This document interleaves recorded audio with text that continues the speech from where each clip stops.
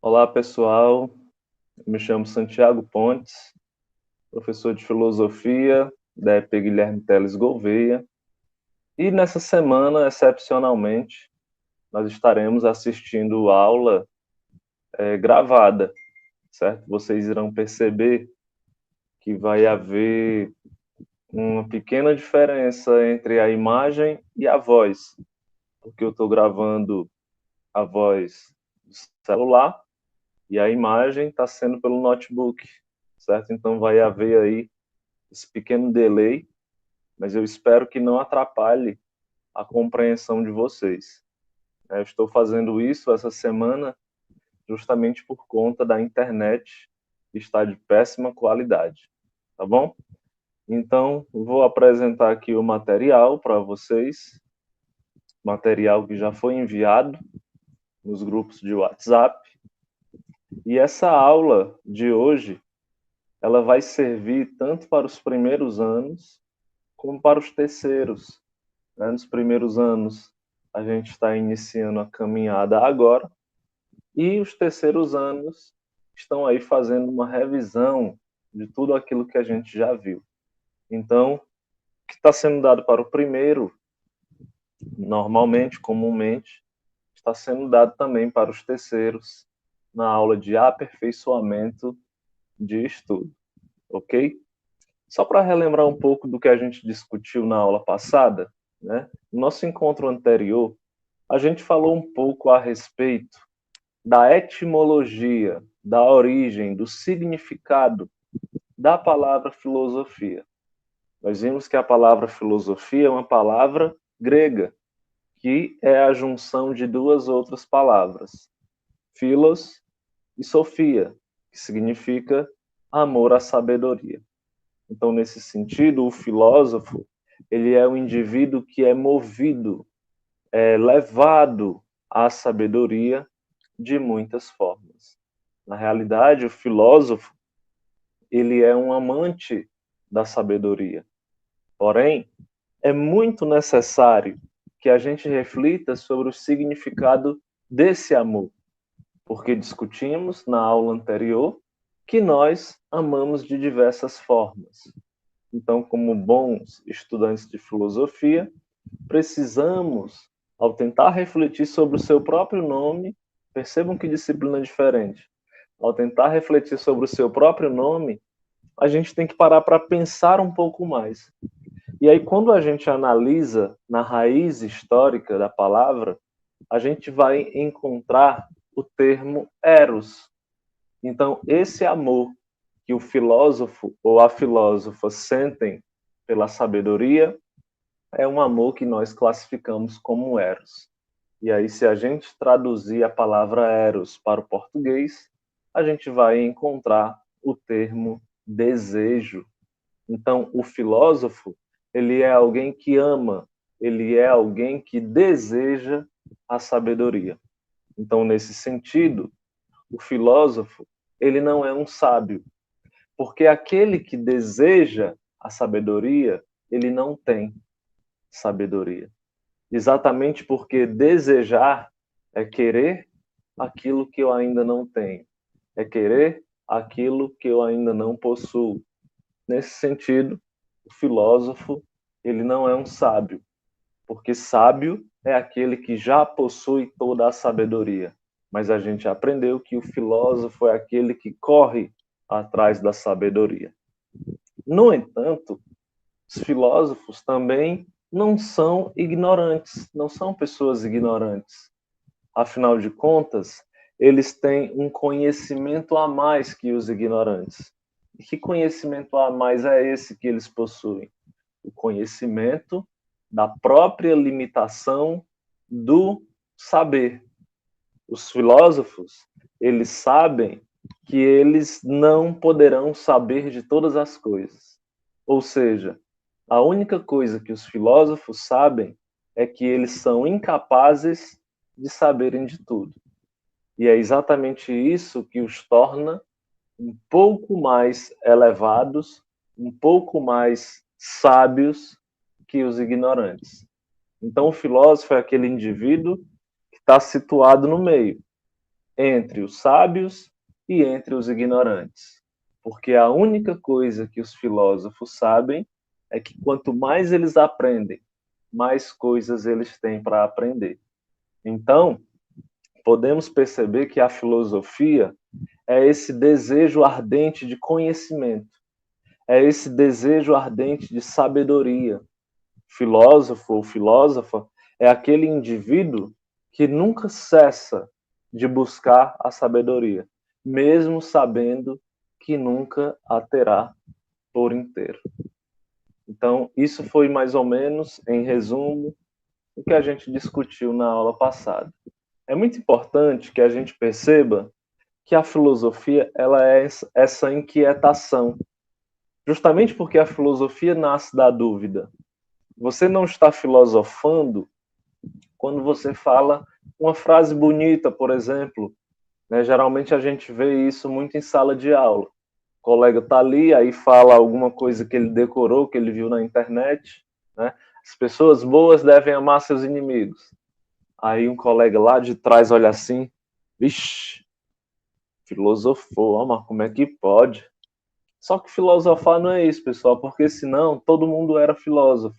Era só decorar ali umas 4, 5 frases e pronto. Mas a filosofia, ela nasce justamente dessa inquietude, desse desejo, dessa dúvida. A filosofia, ela nasce da dúvida, certo? Da dúvida. E a gente vai ver muito isso. Então, você filosofa quando você faz um questionamento, quando você pergunta pelo porquê. Entende? Quando você pergunta pelo porquê, você está filosofando. E não quando você afirma. Agora, presta atenção. Nem sempre o ser humano se comportou assim. Justamente porque a filosofia, ela nasce na Grécia. O primeiro filósofo vai viver mais ou menos aí no século VI antes de Cristo, que é Tales de Mileto. Então significa que a filosofia nasceu, entende? A filosofia foi gerada. Existiu um motivo pelo qual a filosofia foi feita. Assim como todas as coisas que os seres humanos fizeram. Por exemplo, eu estou aqui com esse copo na mão. Inclusive, vou até botar aqui um pouquinho de água. Estou com sede. Mas percebam, esse copo que eu estou aqui na mão, ele, assim como a filosofia, é uma criação dos seres humanos. Os seres humanos inventaram o copo, assim como inventaram a filosofia. E aí eu não sei se vocês já pararam para pensar, mas existe uma razão pela qual as pessoas inventaram o copo. Porque nem sempre existiram copos. Imaginem o mundo, certo? Há muitos anos atrás, onde as pessoas utilizavam outros meios para beber água. Seja com as mãos, seja, sei lá, com a quenga de coco, seja com uma folha. Então, as pessoas se utilizavam desses meios, mas um dia alguém sentiu a necessidade de fazer um copo, um objeto específico para se tomar água e outros líquidos. Perceba que o copo, ele, diferente da mão, ele segura o líquido com perfeição. Talvez a mão escorresse muito, né? Talvez a quenga de coco ficasse aquele cheiro forte do coco e aí não dava certo. Talvez as folhas também não fossem o melhor instrumento. Então o homem sentiu a necessidade de tomar o líquido sem derramá-lo. E a partir dessa necessidade, criou-se o copo, entende? E com o passar do tempo, ele foi se modificando em vários modelos, vários estilos. Então tudo que existe foi criado pelos seres humanos a partir de uma necessidade. As coisas não surgiram do nada. Então, se a filosofia, assim como o copo, também foi criada pelos seres humanos, possui um início, significa que ela foi criada com um objetivo. Ela não existiu a partir do nada. Agora, para entender quais são os objetivos pelos quais a filosofia foi criada, para compreender por que a filosofia existe, é necessário a gente estudar um período em que a filosofia não existia. Porque é só a partir desse estudo que a gente vai compreender por que esses homens, que esses gregos resolveram criar ela. Do mesmo jeito do copo. É somente tentando pensar como era o mundo sem copos que a gente pode imaginar por que ele foi criado. Entende? Então, a este período onde a filosofia não existia, né? Onde não tinha filosofia, onde não tinha dúvida, a gente vai chamar esse período de período mitológico, certo? Ou, se vocês preferirem, a mitologia grega. Então anote aí no seu caderno. Período mitológico foi o período onde a filosofia não existia. Aí nós estamos falando do século VII para trás, ok? Passando aqui, né, estamos falando de mitologia grega. Os gregos, eles, podemos dizer que inventaram muitas coisas, né, muito do que a gente acredita hoje, a forma como a gente vive, quase tudo isso foi criado pelos gregos, né? Devemos muito a essa cultura. E é muito interessante a gente dizer também que os gregos nem sempre se comportaram da maneira como a gente geralmente conhece. Inicialmente, a gente tinha ali muitas tribos espalhadas, tribos nômades, que geralmente procuravam os lugares mais frutíferos, às beiras dos riachos, para fazer sua morada. Com o tempo, pessoal, com o desenvolvimento da escrita e com o desenvolvimento da cultura oral, aos poucos os gregos eles foram ganhando uma notoriedade maior. E é muito interessante falar a respeito dessa cultura escrita e oral, porque os gregos eles eram muito fãs do teatro, um gênero mais especificamente chamado de tragédia. E, na realidade, os gregos eles explicavam tudo, todas as coisas, por meio da tragédia, certo? Explicavam tudo. E o que era essa tragédia, professor? Era uma encenação, uma peça teatral, geralmente escrita no formato de poesia, certo? No formato de poesia, no formato de poemas, e geralmente essas histórias tinham como enredo os acontecimentos ligados aos deuses, os acontecimentos ligados aos heróis, os acontecimentos ligados aos monstros da era antiga, né? Os deuses, eles brigavam, eles lançavam maldições nos humanos, e aí todas essas histórias que eram repassadas de geração para geração foram escritas ou foram repassadas por meio dessas tragédias, certo? Então, foi por meio desse gênero que a mitologia grega se fortaleceu e foi expandida em seu mundo.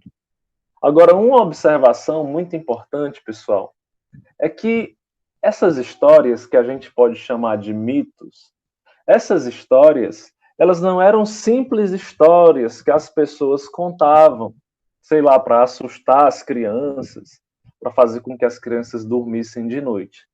Os gregos, eles realmente acreditavam nas histórias da mitologia. Eles realmente acreditavam, por exemplo, que se quando estava chovendo caía um trovão, é porque Zeus mandava, certo? Se o mar estava calmo ou se o mar estava revoltado, era por conta do deus Poseidon, que era o deus do mar, né? Se eu, de repente, desenvolvia o amor por alguém, era culpa de Afrodite. Então, os gregos, eles realmente acreditavam nessas coisas. Eles realmente acreditavam que para tudo que acontecia, tinha uma explicação divina. eles realmente acreditavam que para tudo que acontecia, para os sentimentos, para os fenômenos da natureza, para os acontecimentos gerais da vida, eles realmente acreditavam que tudo isso era causado pelos deuses. Eles realmente acreditavam. Essa era a sua religião, a sua forma de vida. Compreendem? Muito dessa forma de vida, os gregos devem a esses dois indivíduos que a gente pode ver aí na foto. O primeiro, Homero, e o segundo, Hesíodo. Né?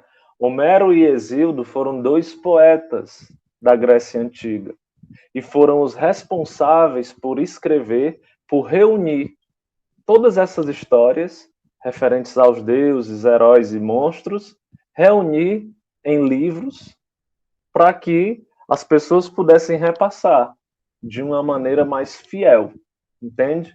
Então, Homero, ele escreveu, né, a Ilíada e a Odisseia, duas obras muito famosas, e Hesíodo escreveu a Teogonia, que vai falar um pouco a respeito aí do surgimento do universo. Ilíada e Odisseia vão contar um pouco aí da história de algumas guerras que houveram, da interferência dos deuses e principalmente da trajetória de volta do herói Odisseu, ok? Então, esses dois, eles foram os responsáveis por pegar todas aquelas histórias que o povo contava e colocarem ali no papel, né, de maneira escrita, ok?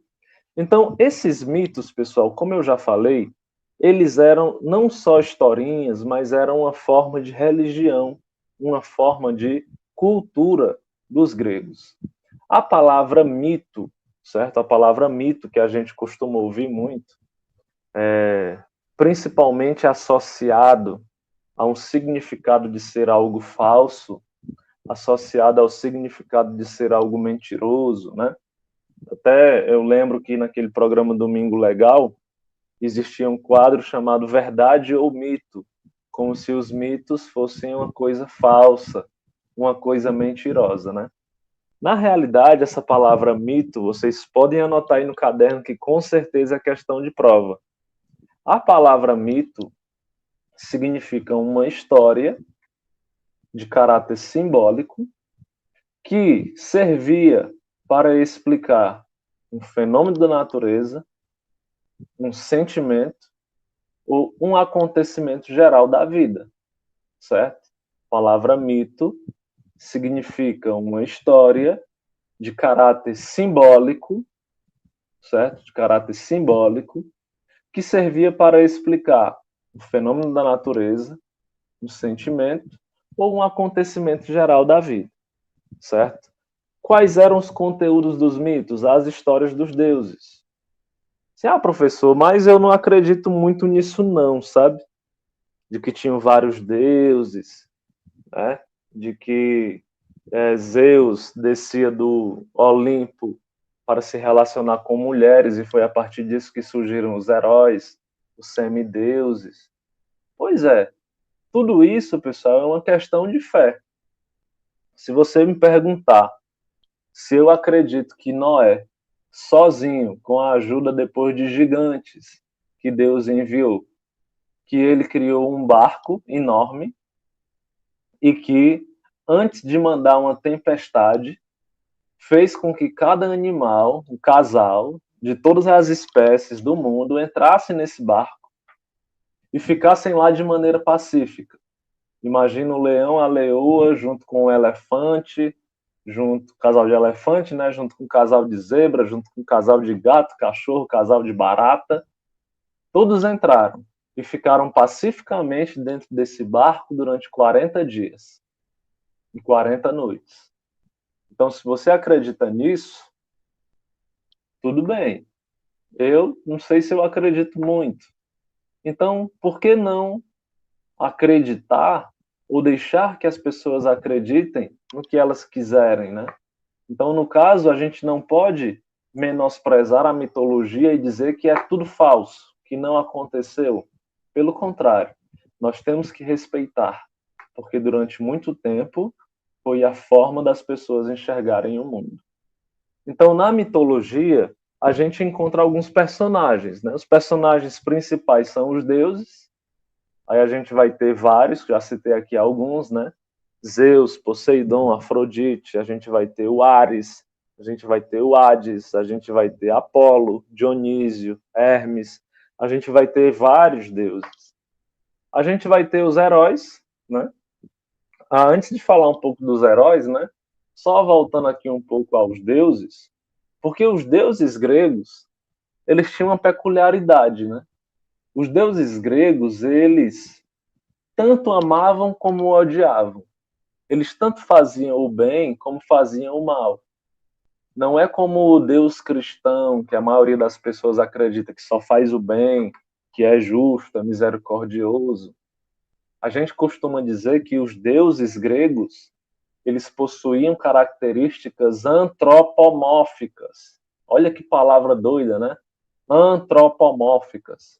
E o que é que quer dizer isso, professor? Antropomórficas? Significa dizer que os deuses, eles agiam como os humanos. Essa palavra antropomórfico significa dizer que simplesmente que eles agiam como os humanos. Tinham desejo sexual, principalmente Zeus. Eles se pareciam fisicamente com humanos. A única diferença é que eles tinham superpoderes e não morriam. Eram seres imortais. Mas, de resto, eram muito parecidos com os seres humanos. Tanto que as histórias mais legais da mitologia são frutos da vingança, do ódio dos deuses entre si e com os humanos. Aí a gente vai ter os heróis, né? Os heróis são seres humanos com superpoderes, mas são mortais, certo? Aí a gente vai ter a figura do Hércules, que é filho de Zeus, com uma mortal, com uma humana.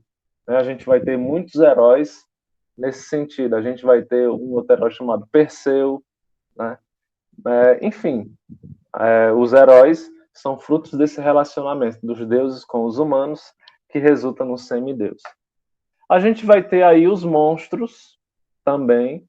Os monstros, eles já são mais fruto assim das maldições que os deuses colocam nos humanos.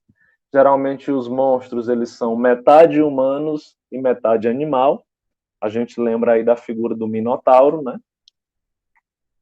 Nós vamos ter, pessoal, as ninfas, que são espécies de fadas protetoras da natureza, protetora dos bosques, certo? E a gente vai ter as musas. O que são as musas? As musas, elas são a fonte de inspiração, geralmente associadas a alguma habilidade. Os gregos, eles não acreditavam que as habilidades vinham da própria pessoa, mas algumas habilidades, elas vinham das musas. As musas eram as responsáveis pela inspiração de algumas pessoas. Por exemplo, dos poetas, dos comediantes, dos músicos, dos contadores de história, das pessoas que falam bem, né, da astronomia, da dança. Todos esses talentos não eram fruto da própria pessoa, eram ocasionados pelas musas, ok? Então a gente vai ter aqui os deuses gregos que habitavam no Olimpo. O Olimpo seria aquela cidade que ficava suspensa no céu, e que inclusive algumas pessoas, né, tentaram invadir o Olimpo algumas vezes, mas aí nós temos os deuses, né? Inclusive a história de Zeus é muito interessante, né? Diz que o pai de Zeus, Cronos, se eu não me engano, ele engolia todos os filhos dele, né? Engolia todos os filhos dele, porque havia uma maldição que havia sido preconizada de que um dos filhos de Cronos, ele, ao nascer, mataria o pai, destruiria o pai, né? Prenderia, alguma coisa nesse sentido, e assumiria o trono, assumiria o poder. Então, com medo da maldição, Cronos, ele comia todos, comia todos os seus filhos, engolia. E aí a mãe de Zeus se eu não me engano era Gaia, ela escondeu a gravidez, né, de Zeus. Aliás, ela estava grávida de Zeus e escondeu a gravidez do pai de Zeus. E aí, dito e feito, quando Zeus nasceu, ele, com um raio, abriu a barriga de Cronos, libertou todos os seus irmãos, e aí assumiu o trono do universo. Ok? Então, só para a gente reforçar um pouco daquilo que a gente falou sobre os mitos, né? Mitos são narrativas utilizadas pelos povos gregos antigos para explicar fatos da realidade e fenômenos da natureza, as origens do mundo e do homem, que não eram compreendidos por eles. Então é assim, como eles não sabiam explicar como as coisas aconteciam, para tudo eles diziam que eram os deuses, que eram os mitos. Tipo, se tem ali uma semente e a semente vira uma árvore imensa, e aí a criança pergunta para a mãe: mãe, por que a semente vira árvore? E aí a mãe, sem ter uma explicação científica, sem ter uma explicação racional, a mãe vai dizer o seguinte: olha, a semente virou essa planta enorme porque os deuses permitiram, né? De repente você está ali num período, num lugar de muita seca, e aí de repente chove. E aí a criança pergunta: pai, de onde vem a chuva? E aí, sem ter aquela explicação científica, sem ter aquela explicação racional, o pai diz: filho, essa chuva foi mandada pelos deuses. Então, como se tinha uma carência muito grande de explicação naquela época, os deuses eles serviam para explicar tudo: o amor, o ódio, os fenômenos da natureza, tudo que acontecia era por interferência dos deuses, né? Então, os mitos se utilizam de muita simbologia, personagens sobrenaturais, deuses e heróis. Todos estes componentes são misturados a fatos reais, características humanas e pessoas que realmente existiram. Então, por isso que é muito difícil da gente dizer o que é que aconteceu e o que é que não aconteceu nos mitos, porque muitos personagens eram reais, né? Só que eles tinham a sua história envolvida com a história dos deuses, e então ficava uma coisa bem simbólica, bem alegórica. Mas, repito, acreditar ou não nos mitos é uma questão de fé. Assim como a gente acredita nos santos, assim como as pessoas de religiões de matrizes africanas acreditam nas entidades, né? Na língua dos anjos, aí os evangélicos, os gregos, eles também acreditavam nesses seres mitológicos. Então, os mitos ofereciam uma explicação definitiva para a humanidade e para o mundo. Porque assim, se a criança pergunta: mãe, de onde vem aquele trovão? E a mãe diz: foi Zeus que mandou, não tem mais o que a criança questionar. Se a criança pergunta: pai, de onde vem a chuva? E o pai diz: foram os deuses que mandaram, não tem mais o que questionar. Por que a semente vira uma planta enorme? Ah, porque os deuses permitem. Não tem mais o que questionar. Então a gente percebe que no período mitológico não havia dúvida, não havia espaço para o questionamento, só havia espaço para a certeza, só havia espaço para a crença, só havia espaço para a fé. Afinal de contas, fé significa crer em algo, mesmo que você não consiga explicar esse algo. Significa você crer em algo, mesmo que você não consiga provar esse algo. Entende? Mesmo que você não consiga ver. Agora, afinal de contas, o que é que significa essa palavra certeza, né? Eu dei uma pesquisada no dicionário online, como vocês podem ver aí, e encontrei a seguinte definição: certeza, segurança plena, total, convicção. Tenho a certeza de que ele vencerá. Conhecimento certo, total e absoluto. O juiz tinha certeza de sua culpa. Então, a certeza é aquela ideia de total convicção que não permite nenhum tipo de questionamento, não permite nenhum tipo de dúvida, não permite nenhum tipo de interrogação. E aí fica a questão para vocês. Será que a certeza realmente é uma coisa boa? Será que a gente não se ilude muito quando a gente tem uma certeza muito grande? Como aparece aí na imagem? Será que quando a gente tem certeza demais de alguma coisa, não é mais fácil da gente ser influenciável, da gente ser influenciado? Se a gente tem certeza demais que o nosso político é o melhor para a nação, será que a gente não pode ser enganado por esse político? Se a gente confia demais naquilo que o nosso pastor fala, naquilo que o nosso padre fala, será que a gente não tem a mínima possibilidade de cair num erro, já que eles também são seres humanos passíveis ao erro? Será que a gente não confia demais nas pessoas? Será que a gente não tem certeza demais na nossa vida? A gente vai aprendendo com o tempo, talvez seja melhor reservar aquele 1% de dúvida sobre tudo e sobre todos. E aí, para encerrar a aula de hoje, eu vou contar aqui 2 pequenos mitos para vocês.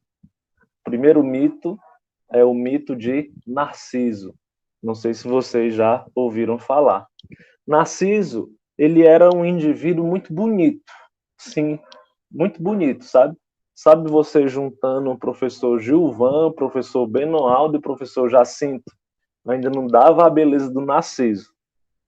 Só que o que aconteceu? Narciso, ele tinha uma maldição. Ele não podia ver o seu próprio reflexo, não podia ver o seu próprio rosto, porque de acordo com a maldição dada pelos deuses, se ele visse o seu próprio rosto, ele morreria. E aí o que aconteceu? Narciso, ele, certo dia, estava caminhando no bosque, e aí deu sede. E ele se abaixou num rio para beber água. Só que no momento que ele se abaixou, ele viu o próprio reflexo. Ele viu aquele indivíduo gato, aquele indivíduo lindo olhando para ele. E ele ficou tão hipnotizado pela beleza que ele estava vendo, ele nunca tinha se visto, ele ficou tão hipnotizado que ele não sabia que aquilo era um reflexo. Ele pensava que realmente era alguém que estava olhando para ele dentro do lago. E ele ficou hipnotizado, ficou olhando para a sua própria imagem, se admirando, e aí ficou ali por horas, dias, até que resolveram procurar o Narciso. E aí, a partir do momento que foram procuraram muito, mas não encontraram. O que encontraram no lugar onde ele estava, junto ali com as suas roupas, foi uma flor. E a esta flor deram o nome de Narciso. Os narcisos, não sei se por coincidência, né, essa flor chamada Narciso só se encontra na beira dos rios. E aí esse mito, ele serve, de acordo com os gregos, para contar a origem do egoísmo. O mito de Narciso conta a origem do egoísmo. Porque essa palavra egoísta, ela é sinônimo da palavra narcisista. Quando você chama alguém de narcisista, é como se você estivesse dizendo que essa pessoa é egoísta ao quadrado. É aquela pessoa que não consegue ver nada de bom nos outros, só nela. Os outros só fazem tudo errado, só ela faz a coisa certa. As outras pessoas são feias, só ela é bonita. As outras pessoas são burras, só ela é inteligente. Egoísta, narcisista. Ok? O segundo mito, pessoal, é o mito de Prometeu.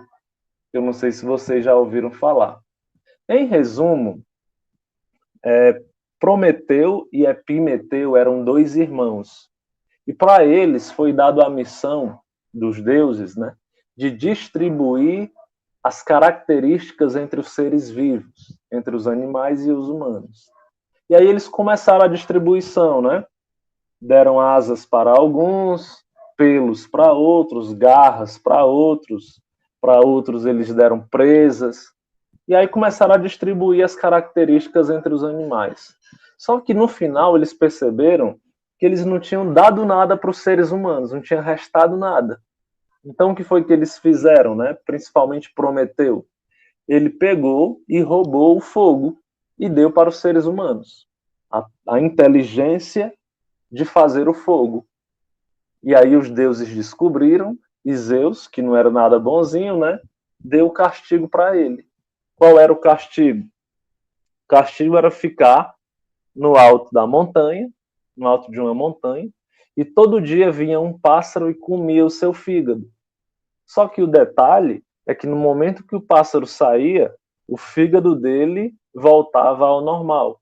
E no outro dia o pássaro vinha, comia de novo o fígado dele, saía, o fígado voltava ao normal. E aí no outro dia o pássaro vinha, comia o fígado dele de novo, e aí voltava ao normal, né? Então esse mito ele explica por que que existem animais grandes, animais pequenos e de onde surgiu essa ideia do ser humano criar o fogo. Na verdade, o fogo foi roubado por Prometeu, ok? Então, pessoal, essa é a nossa aula. Espero que vocês tenham gostado. Estou colocando aqui no YouTube justamente para que vocês possam assistir quantas vezes forem necessárias, tá bom? Qualquer dúvida, a gente conversa no privado e se liga que próxima semana tem mais, tá bom? Um cheiro e até a próxima. Valeu!